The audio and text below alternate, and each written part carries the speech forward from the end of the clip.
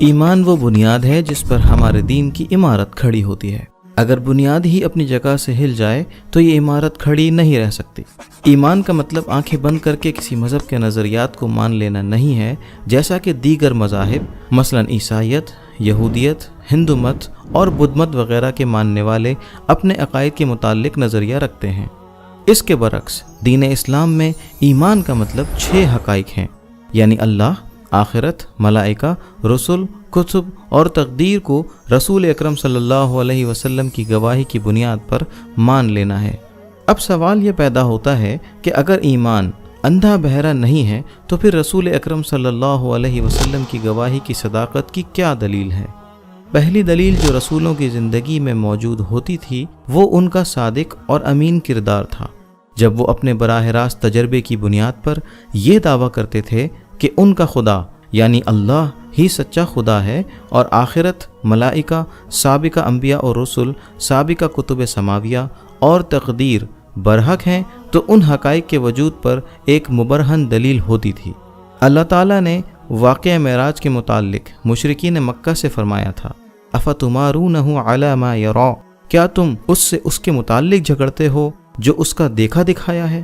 دوسری دلیل جو انبیاء علیہم السلام اپنی شہادت کی تصدیق کے لیے بإذن اللہ پیش کیا کرتے تھے، ان کے وہ معجزات تھے جن کو وہ ایک کھلے چیلنج کے ساتھ پیش کرتے تھے۔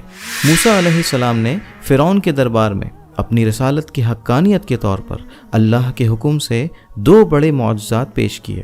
وہ اپنا عصا پھینکتے تھے جو ایک بڑے اژدہے کی صورت اختیار کر لیتا تھا، اور جب اسے واپس اٹھاتے تو دوبارہ لاٹھی بن جاتا۔ اپنے ہاتھ کو بغل میں ڈال کر نکالتے تو وہ چمک اٹھتا تھا، اور جب واپس ڈالتے تو روشنی جاتی رہتی۔ یہی معاملہ عیسیٰ علیہ السلام کا تھا، جو اللہ کے اذن سے مٹی کی مورتی میں پھونک مارتے تو وہ زندہ ہو جاتی۔ آپ بچپن سے لگے ہوئے برس اور اندھے پن جیسے مرائض کو صحیح کر دیتے تھے۔ آپ مردے کو زندہ کر دیتے تھے۔ غرض یہ کہ تمام رسول علیہم السلام کو اللہ تعالیٰ نے رسولوں کی اپنی اور ان کے رب کی حقانیت ثابت کرنے کے لیے معجزات عطا کیے۔ لقد ارسلنا رسلنا بالبینات۔ اب سوال یہ ہے کہ کیا آج اللہ کا کوئی معجزہ موجود ہے جسے چیلنج کے ساتھ پیش کیا جا سکے؟